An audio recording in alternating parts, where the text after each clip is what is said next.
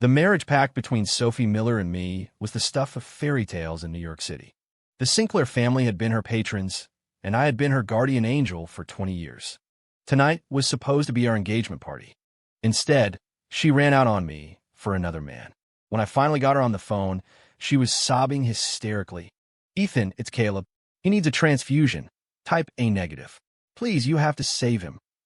I gripped my phone, the murmurs of a ballroom full of guests buzzing behind me, as a line of blood-red text scrolled across my vision. Here we go. The ultimate blood donor makes his grand entrance. The moment he gives 800 cubic centimeters, his fiancée is going to kiss the other guy right in front of him. Then the other guy will turn around and report his family for tax fraud. His dad will have a stroke, and he'll end up selling a kidney for cash. In the end, she'll take the money and tell him, crying, "Ethan, we'll always be best friends." I laughed, a tremor running through my body. Friends? A walking blood bank? A kidney? To hell with that. I'm done. 01. The marriage pact between me and Sophie Miller was the stuff of legend in New York City society. The Sinclairs were her benefactors. I was her protector for 2 decades. Our union was billed as a match made in heaven. Tonight, the Sinclair Grand Ballroom was filled to capacity for our engagement party. And I, the man of the hour, was standing here like a complete joke, because my fiancée had just bolted. A second before we were supposed to exchange rings, she hiked up her $1 million custom gown and sprinted out of the ballroom. My phone buzzed violently. The caller ID read Sophie. I answered to the sound of her voice, torn apart by sobs. "Ethan, get to Metropolitan General now. It's Caleb. Something happened to him." Caleb Vance, the man she truly loved. My nemesis. He got into a fight over some girl and lost a lot of blood. He needs a transfusion now. The doctor said the blood bank is out of a negative. "Ethan, that's your blood type. I'm begging you, please come save him." I squeezed the phone, my knuckles turning white. Behind me, the guests were whispering. What is wrong with that Miller girl? Running out of her own engagement party and calling her fiancé to ask him to save another man. I always heard she had something going on with that Vance kid. I guess this makes it official. Poor Ethan. In front of my eyes, lines of crimson text refreshed frantically. It's happening. The blood donor of the century is about to rush over there. Get ready for the classic scene. He's barely finished giving 800 cubic centimeters of blood before Sophie gets it. So emotional, she kisses Caleb Vance the moment he wakes up, right in front of our guy. It gets better. The first thing Caleb does when he recovers is team up with outsiders to report the Sinclairs for tax evasion, bankrupting Ethan's family overnight. In the end, Ethan's dad has a stroke from the stress, and he has to sell a kidney on the black market to raise money, only for Sophie to tell him, "We'll always be best friends." Hilarious. I stood rooted to the spot, the blood turning to ice in my veins. So that's what I was. The dutiful, pathetic second male lead in a trashy billionaire romance novel. My devotion, my sacrifices, they were nothing but a pathetic and laughable stepping stone for the main character's love story. To lose my family's fortune, my health, and half my life for her. Why the hell should I? On the other end of the line, Sophie was still screaming. "Ethan, did you hear me? This is life or death. What are you waiting for?" "You're right," I said, my voice dangerously calm. "It is life or death." I hung up the phone, watched by a shocked audience. I walked onto the stage and picked up the microphone. "Ladies and gentlemen," my voice, amplified by the speakers, carried to every corner of the ballroom. "My apologies, but there appears to have been a slight change of plans this evening. My fiancée, Miss Sophie Miller, has just rushed to the hospital. It seems the love of her life, Mr. Caleb Vance, was injured in a brawl over another woman and is in dire need of my blood. As her best friend of 20 years and her fiancé in name only, I feel." I paused, scanning the sea of fascinating expressions below, and smiled. I should give them my blessing. As of this moment, I, Ethan Sinclair, am officially breaking my engagement to Miss Sophie Miller. I wish them well. A bitch and a bastard. May they last forever. With that, I dropped the microphone hard onto the stage floor and turned to leave. Behind me, there was a moment of dead silence, followed by a tidal wave of pandemonium. 02. I had just stepped out of the ballroom when my mother's call came through. Her voice was shrill with fury. "Ethan, have you lost your mind? What was that nonsense you were spouting on stage? Do you have any idea how this makes our family look? How it makes the Millers look? It wasn't nonsense. I opened my car door and slid in, my tone glacial. I was simply making the facts public. What facts? Sophie is just a kind soul who got confused. She and Caleb Vance are just friends. After all these years, don't you trust her? The word kind made me laugh out loud. Mom, your good girl ran out of our engagement party for another man. Your good girl called me to go donate blood to the man she loves, who is in the hospital. Your good girl took the Sinclair family's reputation and our 20 years of history and ground it into the dirt to please someone else. If that's what you call kind, then it's a kindness I can't afford. I'm telling you, the engagement is off, and no one could change my mind. The line went silent. After a long moment, my mother's voice returned, weary. Ethan, the Millers, they saved us. There was again. 20 years ago, my father's company was on the verge of collapse when its credit line was cut. It was Sophie's father, a small-time contractor back then, who gave us his life savings to help us survive the crisis. That debt of gratitude had become the shackles of my life. They helped us, so I have to marry a woman who doesn't love me and spend the rest of my life as her backup plan and personal blood bank. Mom, there are many ways to repay a debt. Sacrificing my entire life isn't one of them. The Sinclairs will pay back what we owe the Millers. Starting today, I will wire $1 million to their account every month until the principal and interest from that original loan are paid in full. After that, we owe them nothing. I hung up and started the car. My phone rang again. An unknown number. I answered to a sultry female voice. Mr. Sinclair. It's been a while. It was Maya Rhodes, the other woman in Caleb Vance's fight. A masterclass manipulator. The text in my vision instantly exploded. Here she is. The pro-level player has entered the game. Caleb is not doing well. Sophie's at the hospital, crying her eyes out. It's just heartbreaking to see, she said, her voice laced with malicious glee. But I suppose this is all my fault. If I weren't so charming, Caleb wouldn't have gotten into a fight over me. Mr. Sinclair, as Sophie's fiancé, you're not upset with me, are you? A brilliant move. A feigned apology that was really a boast, while simultaneously poisoning my relationship with Sophie. Upset with you? I laughed. No, I should be thanking you. Maya was taken aback. Thanking me? That's right. Thank you. I glanced at my own cold eyes in the rearview mirror.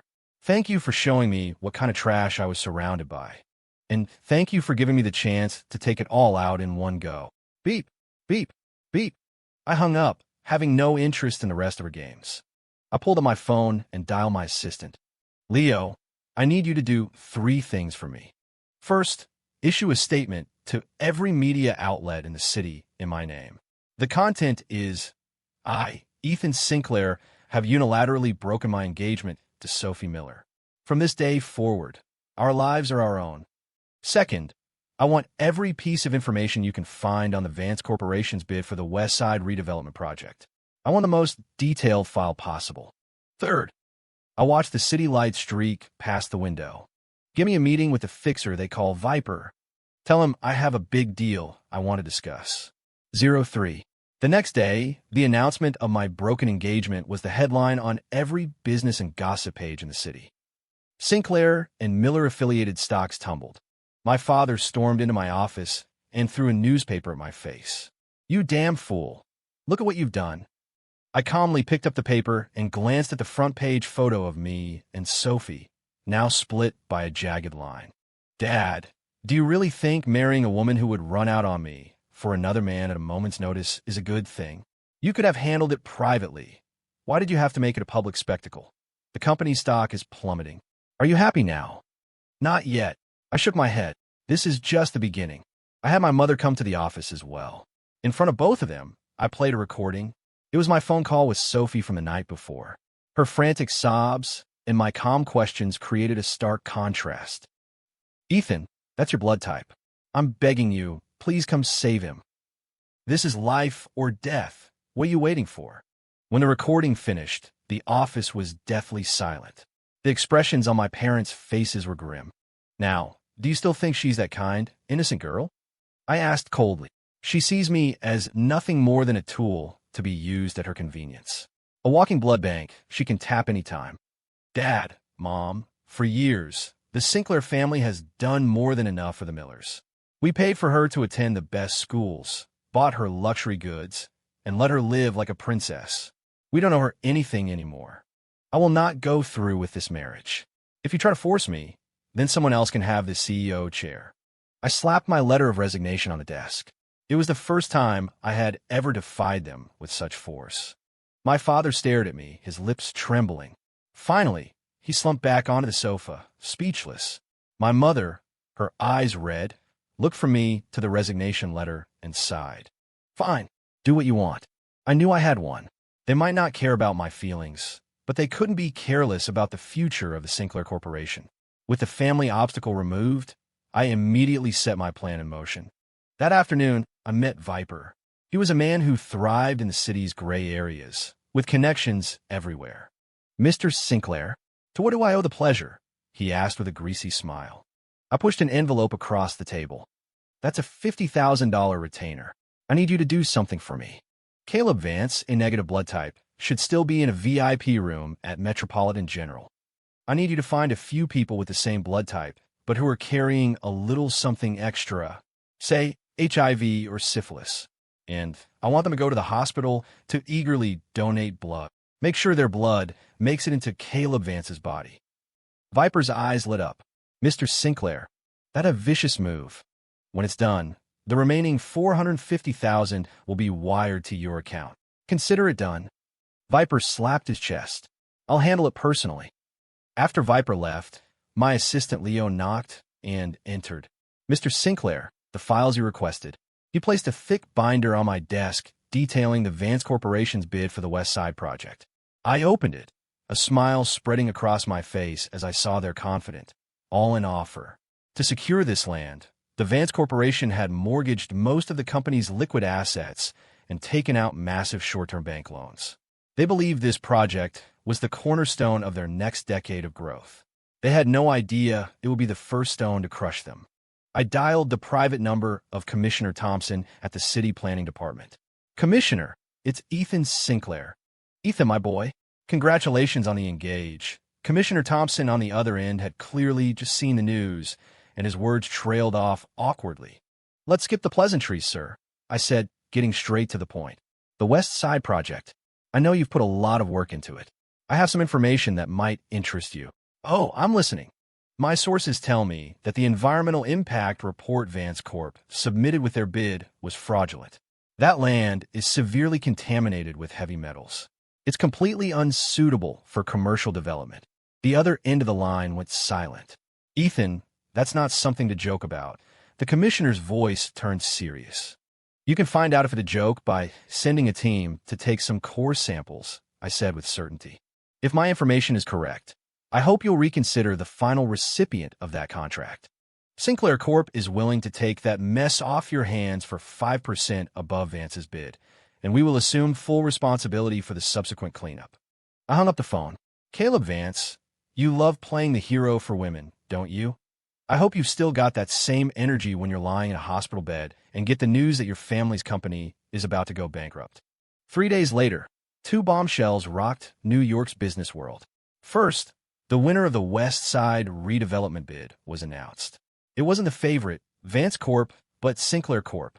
The official reason. The Vance Corporation's environmental report was found to contain falsified data. The company was blacklisted from all government contracts for the next 3 years. Second, a major medical scandal erupted at Metropolitan General Hospital. Paid blood donors had faked their health screenings, resulting in several patients in urgent need of transfusions being infected with HIV. The most high-profile victim was the heir to the Vance Corporation, Caleb Vance. The moment the news broke, Vance Corp's stock hit limit down. For 3 consecutive days, it was a bloodbath, wiping out nearly $10 billion in market value. Banks began calling in their loans. Partners terminated their contracts. Suppliers picketed the Vance Tower, demanding payment. The Vance empire was on the verge of collapse. I sat in my office, sipping coffee and watching the brutal green line of Vance Corp stock performance with immense satisfaction. The text scrolled across my vision. HYST, A double kill. This is savage. Biological castration and a corporate execution. He's not just killing him, he's destroying his soul. This is more villainous than the actual villain. Why, yes, so satisfying. Let that idiot Caleb Vance get a taste of what it's like to fall from the top of the world into the gutter. My office door was thrown open. Sophie burst in. Her eyes were red and swollen, her face pale, her hair a mess. The picture of elegance she once was had vanished. "Ethan," she screamed, "this was you, wasn't it? What happened to Caleb, to his family? You did this, didn't you?" I set down my coffee cup and looked at her, perfectly composed. "Yes, it was me. What about it?" Sophie swayed, as if the blow was too much to bear. "Why?" Tears streamed down her face. "How could you be so cruel? After everything we've been through, don't our years together mean anything to you? Caleb is already suffering so much. He just made a mistake any man would make. Why would you do this to him? A mistake any man would make." I laughed as if it were the funniest joke I'd ever heard. I stood up and walked toward her, step by step. "Sophie, when you ran out on our engagement for him, did you think about our years together then? When you begged me to go give him my blood, did you think about our years together? In your eyes, his mistakes are forgivable, but the humiliation I suffered is supposed to be forgotten. Your double standards are truly breathtaking." My words were like knives. She was speechless, able to do nothing but cry and shake her head. "No, it's not like that. I didn't want anything to happen to him." "You didn't want anything to happen to him, so it should have happened to me instead. You love him, so I'm supposed to sacrifice everything for your love story." "Sophie, save your ridiculous logic." I took a check from my drawer, wrote it out for $10 million, and threw it in front of her. "This is the last handout you'll ever get from the Sinclair family. Take the money and go treat your precious lover's dirty disease. From now on, you and the Miller family have nothing to do with us." Sophie stared at the check on the floor, then at my resolute face, and finally broke down. She fell to her knees, grabbed my leg, and wailed, "Ethan, I was wrong. I was so wrong. Please forgive me. Let's go back to how things were. Please, I'm begging you. Spare Caleb. Spare his family. I'll do anything you want, anything." She cried as if her heart was breaking.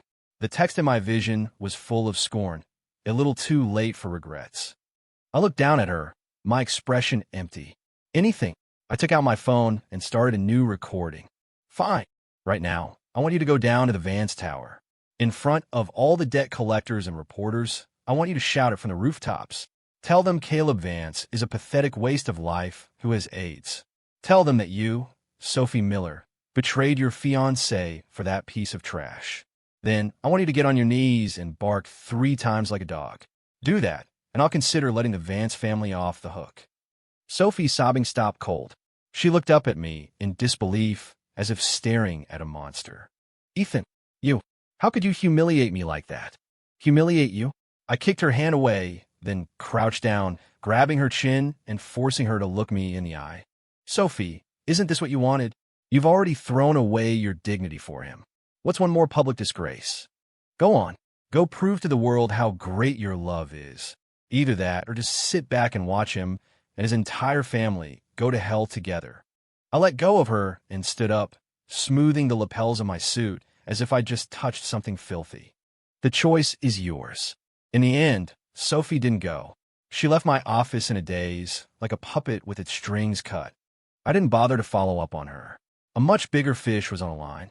Caleb Vance's father, Donovan Vance, a ruthless old fox of the business world, requested a meeting. The venue was a private, members-only suite at the Carlisle. He was already there when I arrived. In just a few days, he seemed to have aged a decade. His temples were gray, but his eyes were still sharp as a hawk's. "Ethan, thank you for coming," he said, pouring me a cup of tea himself, his posture deliberately humble. "Donovan, please," I said, picking up the cup but not drinking. "My son was a fool and offended you. That's a failure on my part as a father," Donovan began, getting straight to the point. "I'm here to apologize on his behalf. I've come today to ask for a truce." He took a file from his briefcase and pushed it across the table. "This is a stock transfer agreement for 15% of the Vance Corporation. If you'll just show some mercy and let Vance Corp off the hook, consider this my apology. 15% of the company based on its pre-crash valuation, was worth over $3 billion. It was a staggering offer. The text in my vision was shocked. Damn, the old fox is willing to cut off a limb to survive. $3 billion. Take it, Ethan. That's way more than you'd make by slowly bankrupting them. I smiled and pushed the file back. Donovan, do you really think I need your $3 billion? Donovan's expression darkened. Ethan, you should always leave yourself an out. Destroy me today, and you'll have to worry about the day the Vance family rises again to repay you in kind. Worry? I laughed. Donovan, I don't think you understand the situation you're in.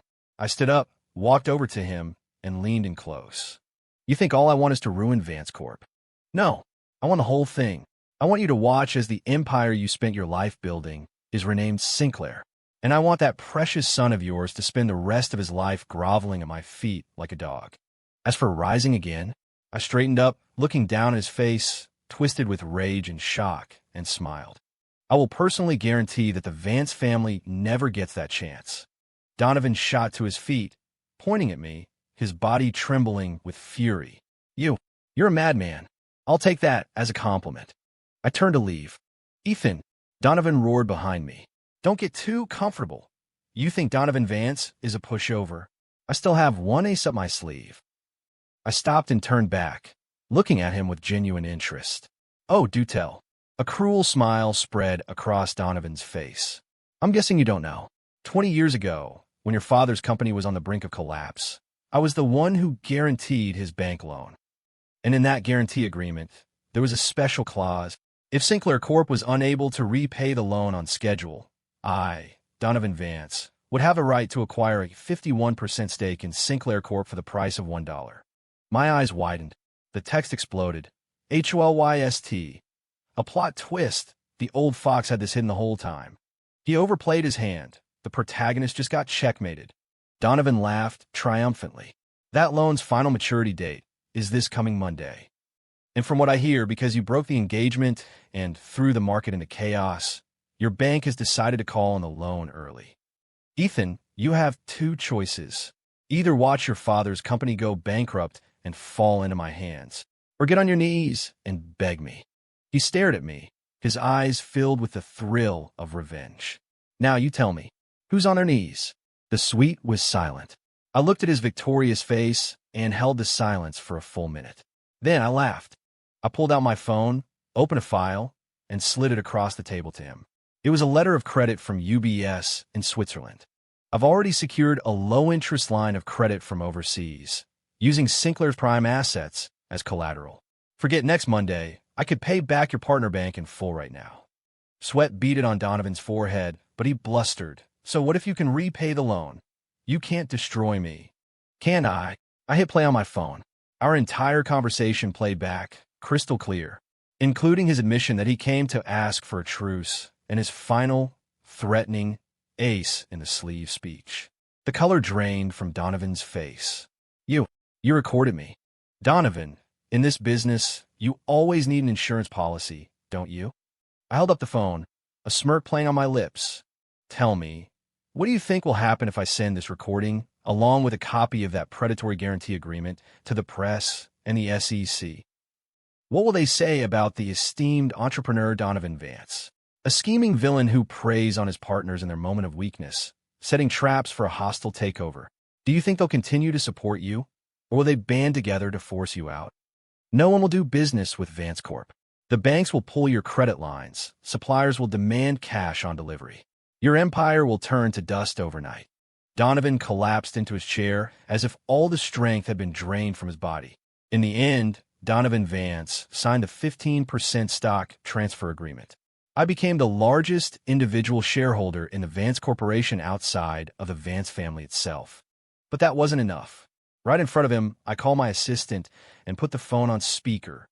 Leo, get this done. First, contact all our media partners. I want the news about Vance Corp's fraudulent environmental report, their scam to win the government project, and Caleb Vance's HIV infection at the top of every news cycle. 24-hour rotation. I want everyone in the city to know. Second, put together a dedicated team with a $5 billion war chest. Starting today, I want them to short Vance Corp stock on the open market. Price is no object. Third, I want you to liquidate all of my personal holdings in any Vance-affiliated companies. Create a panic. Start a stampede for the exits. With every order I gave, Donovan's face grew another shade paler. By the time I was finished, he looked like a ghost. "Ethan," he screamed with all his might. "You've already won. Why do you have to be so merciless?" "Merciless?" I hung up and looked at him with a cold smile. "Donovan, when you set that trap with the loan guarantee, planning to swallow my family whole, was that not merciless? When your son was lying in his hospital bed, plotting how to get my father arrested, was that not merciless? I'm just returning the favor." "You." Donovan pointed at me, then choked, spitting a mouthful of blood before collapsing to the floor. I watched, unmoved, as the paramedics carried him away. He got what he deserved. The following days were a whirlwind for the city's business community. At my direction, negative press about the Vance Corporation was everywhere. Venerable firm exposed as data fraud. Heir's debauched lifestyle leads to AIDS diagnosis. Vance Corp embroiled in commercial fraud scandal. Chairman suffers stroke from shock. Each headline was more sensational than the last. Vance Corp's stock wasn't just cut in half. It was practically amputated at the ankles. Countless investors protested outside Vance Tower, demanding their money back. All of the Vance family's assets, mansions, luxury cars, art collections, were frozen and seized by furious creditors. Caleb Vance and his mother were kicked out of their family estate. Overnight, the society queen and her princeling son became homeless. I saw them again on a rainy night. I was driving past a block of cheap apartment buildings when I saw two familiar figures being thrown out onto the sidewalk by a landlord, their luggage tossed out after them like trash. It was Caleb and his mother, Diana. The once immaculate Diana Vance, who used to look down her nose at me, was now scrabbling on the wet pavement, gathering their scattered belongings and begging the landlord for a few more days. And Caleb, the once arrogant heir, was huddled against a wall, his head in his hands, completely deaf to his mother's pleas, like a hollowed-out shell of a man. The relentless series of blows had shattered him. I rolled down my window and watched the scene unfold. The rain soaked their hair and clothes, making them look like a pair of drowned rats. The text in my vision was ecstatic. "Ha ha ha! They deserve it. This is beautiful. That's karma for you. Let's see them act high and mighty now." Just then, a taxi pulled up. Sophie jumped out, carrying several containers of takeout food. She froze when she saw the scene, then rushed over, helping Diana to her feet before trying to pull Caleb up. "Caleb, Mrs. Vance, what happened? Get up." Seeing Sophie was like seeing a savior. Diana grabbed her arm. "Sophie, you're here. You have to go beg Ethan. Ask him to let us go. We know we were wrong. We truly do." Caleb looked up, a flicker of light appearing in his vacant eyes. Sophie's face went white. I could only imagine the humiliation and conflict tearing her apart. I didn't watch any longer. I rolled up the window and drove away. It was time for this drama to reach its final act. 07. The next day, the Vance Corporation officially declared bankruptcy. The business giant, which had stood for nearly a century in New York, had crumbled in less than a week. The news sent shock waves through the city. I, the man at the center of the storm, remained perfectly calm. As a primary creditor, I attended the bankruptcy liquidation meeting. I saw Sophie there. She was attending as Donovan Vance's proxy, as he was now unable to speak or move after his stroke. She looked exhausted and haggard, but she was still trying to fight for the last scraps for the Vance family. "I object to Sinclair Corp's debt-for-equity swap proposal." She stood up, her voice trembling slightly with nerves. "This proposal severely undervalues the Vance brand and its fixed assets. This is blatant robbery." Everyone in the conference room turned to look at her with a mixture of pity, amusement, and morbid curiosity. I sat at the head of the table, my fingers steepled, my face a mask. "Miss Miller," I began, and the room fell silent. "First, you need to understand something. The Vance brand no longer has any value. A company mired in fraud, scandal, and disease has a brand that is worth less than nothing. Second, regarding the fixed assets, I nodded to my legal team. They immediately produced a stack of thick reports and distributed them to every creditor. This is our latest appraisal of all Vance-owned land, properties, and equipment. Due to years of mismanagement, most of the equipment is severely outdated, and many properties are involved in zoning violations or ownership disputes. Their actual value is at least 70% less than what's on the books. The proposal I've made is, frankly, the most generous offer on the table, given our family's past relationship. My words were like a bucket of ice water, extinguishing Sophie's last glimmer of hope. She stared at the report in her hands, every number and knife twisting in her gut. She collapsed in her chair, her face ashen. "Why?" she whispered, tears rolling silently down her cheeks. "Why are you being so cruel?" "Cruel?" I laughed. "Miss Miller, you seem to have forgotten. If my plan hadn't worked, it would be the Sinclair family sitting here right now, being carved up like a piece of meat. Business is war. It's kill or be killed. Your childish, fairy tale logic has no place here." The meeting concluded. My proposal was approved by an overwhelming majority. Sinclair Corp had officially acquired the restructured new Vance for pennies on the dollar. As I left the conference room, Sophie was waiting for me at the end of the hall. "Ethan," she called out, her voice hoarse. "Can I ask you for one last thing?" I stopped but didn't turn around. The old Vance estate. It was Caleb's grandparents' home. It means everything to him. I know it's been seized for auction. Could you buy it and give it back to him? It's the only thing he has left." Her voice was frail, pleading. The text in my vision was dripping with contempt. Even now, she's still thinking about him. Truly touching. Where did she get the nerve to ask for anything? I turned around and looked at her tear-streaked face. "All right," I nodded. A flicker of hope ignited in Sophie's eyes. "Really? Of course," I said with a vicious smile. "But I have two conditions. First, have Caleb Vance come to the front gate of my house, kneel, and tell my security cameras in detail exactly how he planned to report my father and ruin my family. And second," I walked up to her and leaned in, my voice a whisper only she could hear, "have your mother pay a visit to my mother. I want her to apologize for the years she shamelessly used her so-called debt of gratitude to pressure me into marrying her cheating, backstabbing daughter. Do those two things, and the house is yours." Sophie's body began to tremble violently. She looked at me with terror and despair. She knew my conditions were worse than death. It was the ultimate spiritual degradation for her, her mother, and Caleb Vance. "Ethan," her lips quivered. "You're a monster." "Thank you for the compliment." I turned and walked away. "I'll be waiting for your answer." I thought Sophie and Caleb would choose to let it go. After all, my conditions were designed to strip them of the only thing they had left, their dignity. I was wrong. 3 days later, Caleb Vance showed up. He was at the main gate of my estate, supported by Sophie. He was painfully thin, his face a ghostly gray, his eyes empty. He looked like a marionette that might fall apart at any moment. When he saw me walk out of the house, his body went rigid. A flash of hatred and humiliation crossed his face before being replaced by a dead emptiness. "Go on," I said, leaning against the doorframe, watching them with detached amusement. Sophie bit her lip and gave him a little push. Caleb's knees buckled, and he collapsed onto the cold marble with a thud. The golden boy of New York, the man who had always looked down on me, was now kneeling at my feet like a dog. The text in my vision scrolled furiously with a single word, "Yes." He started, his voice a dry rasp. Back at the hospital. Every word was a monumental effort. I contacted Deputy Commissioner Reynolds at the IRS.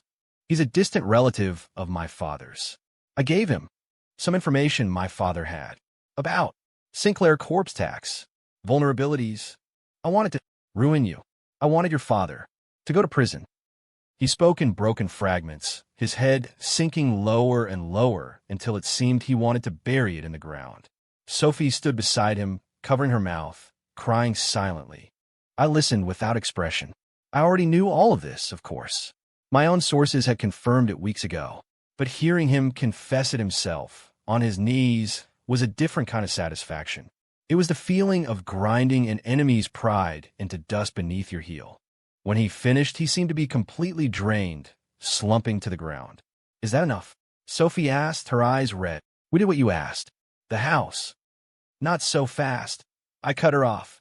There's still one more condition. Sophie's face went white. I took out my phone, called my mother, and put it on speaker. Mom, has Mrs. Miller arrived? My mother's voice on the other end was strained. She has. She's waiting in the living room. Excellent. I hung up and looked at Sophie. Let's go, Miss Miller.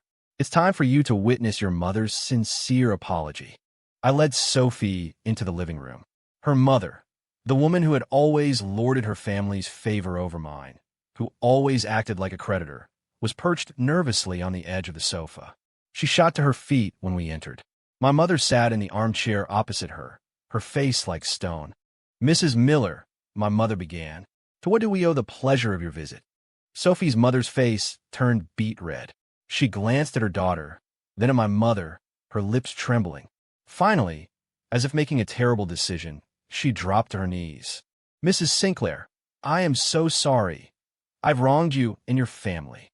As she spoke, she began to slap her own face. Smack, smack, smack. Each one was loud and sharp. I'm shameless. I'm greedy. I used an old favor to try and trap your son. I failed as a mother. I raised a disloyal, shameless daughter like Sophie and let her hurt Ethan. I'm a terrible person. I deserve to die. I'm begging you, please have mercy on us. She wailed and cursed herself, the slaps getting harder and harder. Sophie stood frozen, watching her mother humiliate herself so completely for a piece of property. Finally, she couldn't take it anymore. She let out a sharp scream and fainted. The living room descended into chaos. I watched it all, feeling nothing. You reap what you sow. You brought this all upon yourselves. 09 after that final drama, I kept my word. I had my team process the deed for the old Vance estate, but the name I put on it wasn't Caleb's. It was Sophie's. When I had the deed delivered, I included a small card. It read, Congratulations, Miss Miller. You traded your mother's and your lover's dignity for this house. I hope you sleep well at night. I have no idea what her reaction was. All I know is that after that day, she and her new, broken family vanished from New York City. It was as if they had never existed. My world was finally quiet. A year later, Sinclair Corp completed the full integration and optimization of the former Vance assets. I personally oversaw the restructuring, cutting all unprofitable and dubious ventures and keeping only the core real estate and finance divisions. The new Sinclair Realty and Sinclair Capital became the twin engines of our corporate empire. The market value of Sinclair Corp tripled in a year, cementing our position as the undisputed leader in the city's business world. My father officially retired, and he and my mother began traveling the world.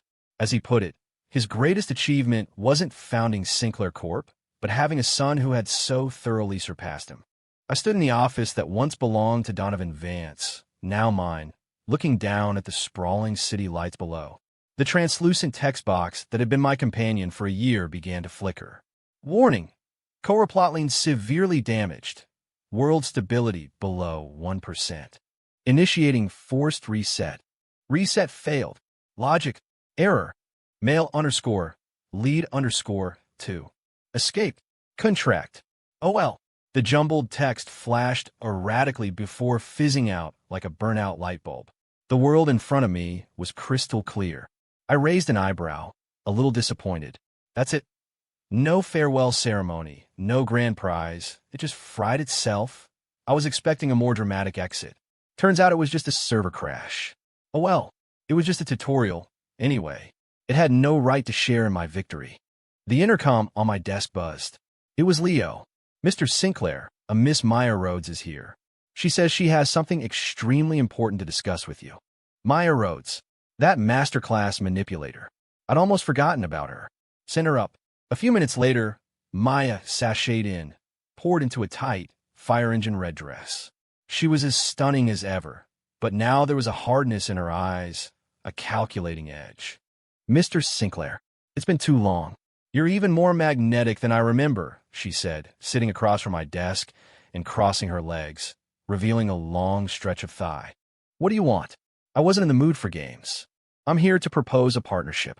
She pulled a flash drive from her Hermes bag. On here is all the original evidence of Donovan Vance's crimes over the years, bribing officials, insider trading, everything. I thought you might be interested. I looked at the flash drive and smiled. And your price? I don't want money, Maya said, her eyes gleaming with ambition. I want 10% of the new Sinclair Corp. And I want to be your woman. She stood up and walked around the desk, intending to sit on my lap. Mr. Sinclair, I was blind to choose a loser like Caleb Vance.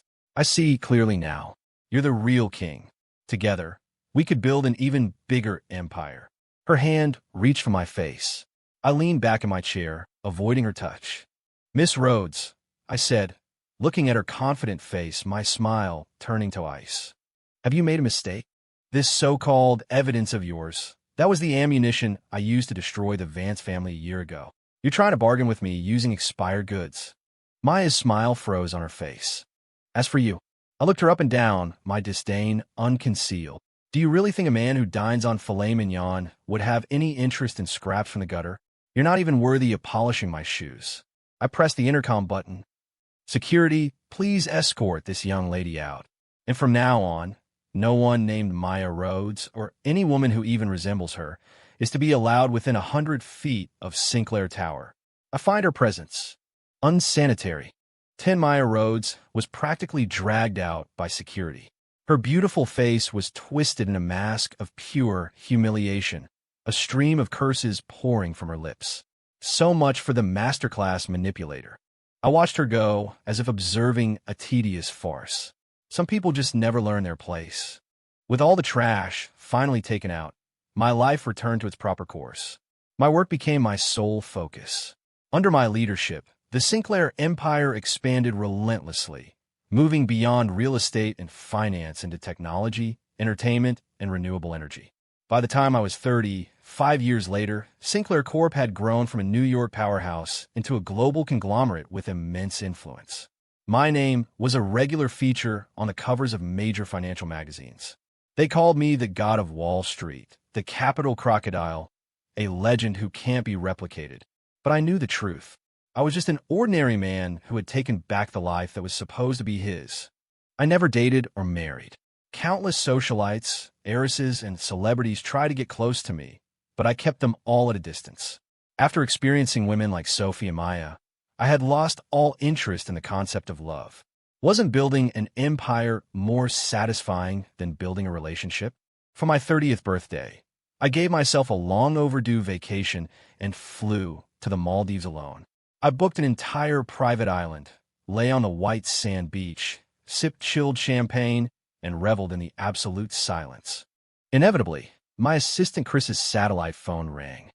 Mr. Sinclair, happy birthday. Chris's voice was buzzing with excitement.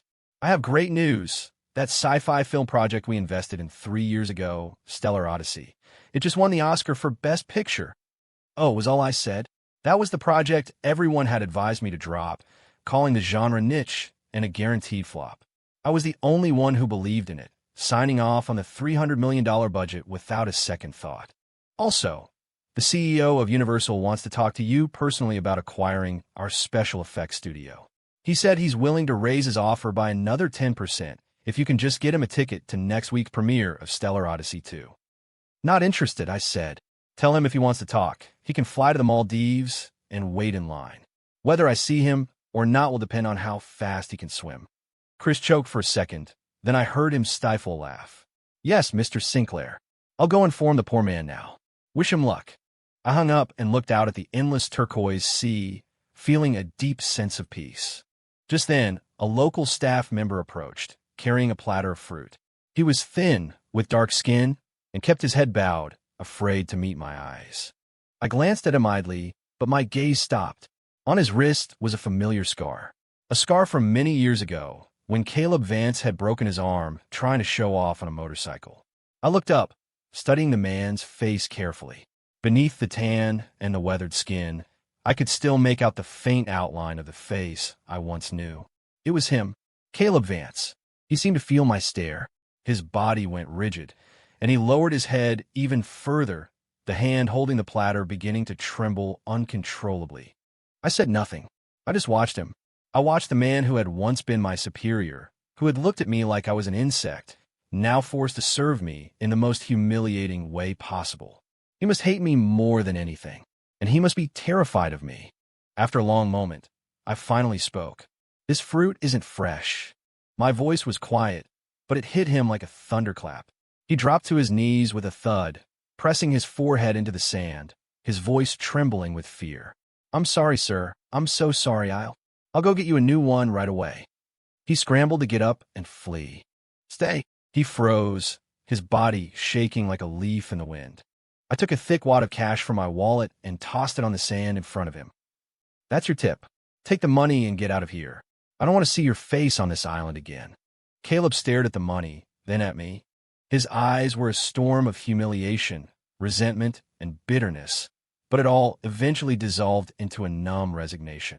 He picked up the cash and limped away, disappearing from my sight. I didn't give him a second glance. I settled back into my lounge chair and closed my eyes. The sun was warm. The sea breeze was gentle. The pathetic side character, the tragic romance novel. My life doesn't need a script written by someone else. I write my own story. The end.